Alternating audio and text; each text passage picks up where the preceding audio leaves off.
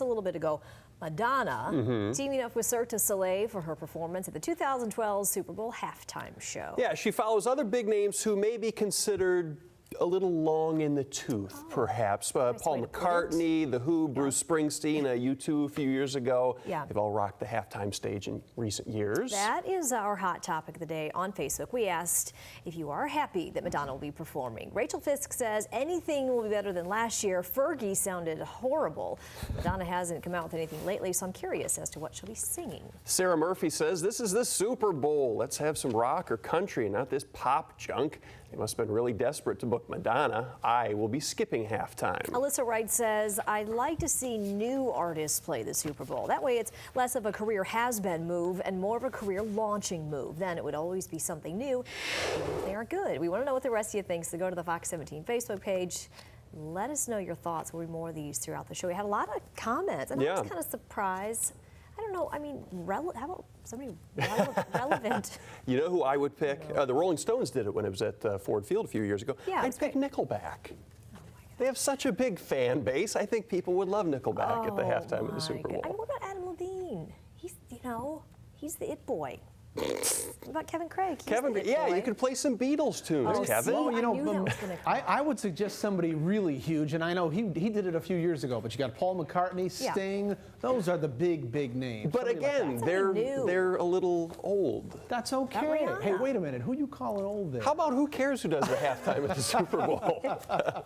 People in Wisconsin are probably going, what? They don't care. No, it doesn't make sense. All right. But anyway, it's all in good fun, and if you care about. I think Michigan should start making cheese hats and claiming to be the cheese state. People have always thought of Michigan for cheese. It could be a pair of mittens out of cheese. All right, Lynn, thanks for that. Of course, this is all a lot of people are talking about, so it is our hot topic of the day today. Yeah, we want to know if it makes you upset that another state is claiming to look like them. And upset may be a little harsh. People are, though. Mark Mensch says, if you really think about it, they're helping our PR. We don't have to spend the money on advertising because they're giving us free publicity from this.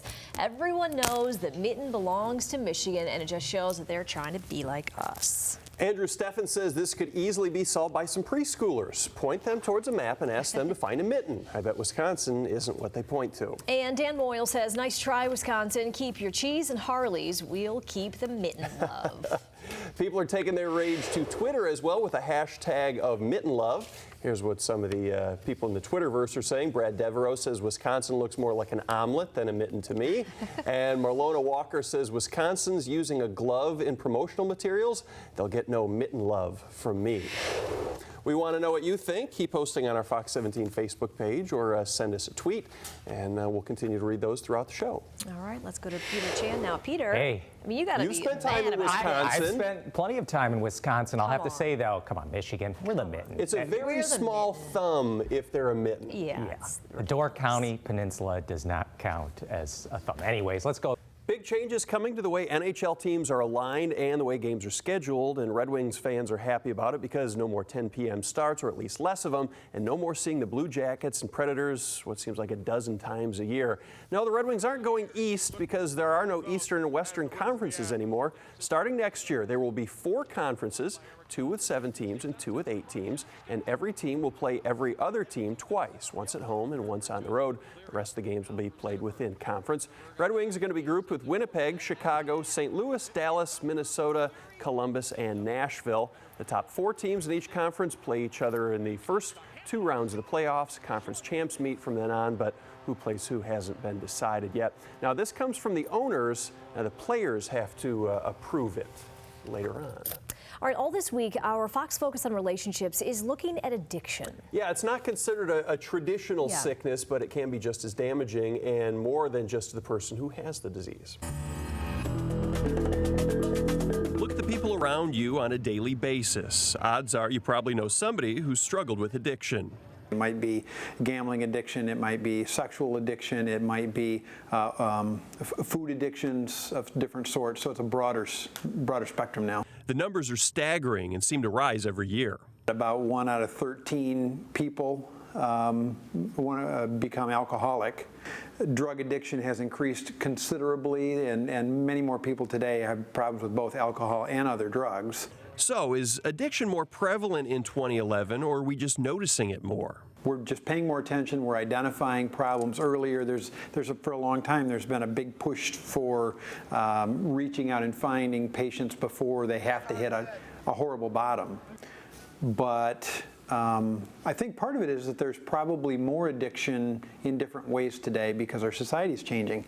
Drugs, gambling, pornography, they're all more accessible than ever before. And no matter what the problem substance is, the end result is the same, a high coming from the brain's pleasure center. But they say it's all about the dopamine, and the dopamine is the chemical in our brain that makes us feel excited and pleasurable and those kind of things. And that's kind of at the core of all addictions, is the brain getting used to and seeking a high level of euphoria.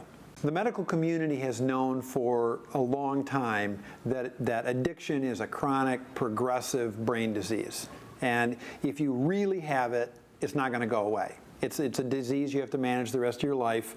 And that means loved ones, friends, family, co-workers will be affected as well, often being thrown right in the middle of the struggle. When somebody has an addiction, their brain, their whole life, part of it is trying to talk them in to believing that I really don't have it. Because that part of their brain is saying, I really want what I used to have and you're not giving it to me anymore. Children with an addicted family member suffer the most. They don't have a choice, but grown-ups, spouses, friends, people like that do, and they're often conflicted about seeking help. In doing so, they might possibly lose someone that they care about. What you can do with that friend is share honestly and openly with them, and at some point set boundaries with them if their behavior is negatively impacting you. And if you do those things, if the friendship ends up ending, it didn't end for a bad reason.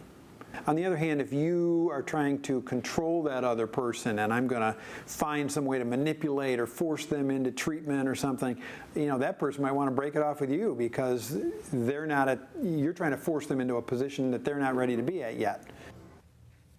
Now, if you or someone you know is struggling with addiction, there are places that can help, and we have a list of them on our website, fox17online.com.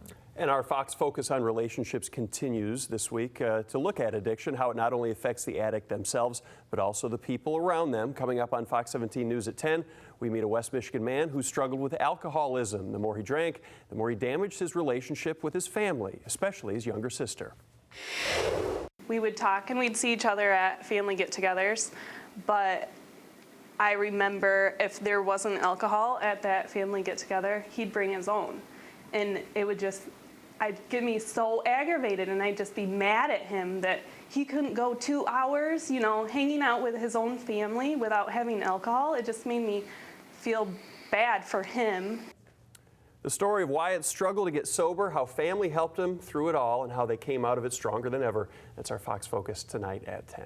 It will be an emotional night at Fenville High School as the basketball team takes to the court for the first home game of the season. This is also the first home game since the death of star player Wes Leonard last season. Leonard collapsed with heart problems moments after scoring the game-winning basket last March. He died moments later. His teammates rallied and made a run in the state playoffs, often being led onto the court by Wes Leonard's younger brother, Mitchell. Well, Mitchell is now a freshman and expected to play tonight. We will have a crew in Fenville, and we'll hear from them coming up on Fox 17 News at 6. And only 3 days left to cast your vote in our Pizza Hut Pay It Forward School Challenge. We gave 17 schools $200 to pay it forward to their communities.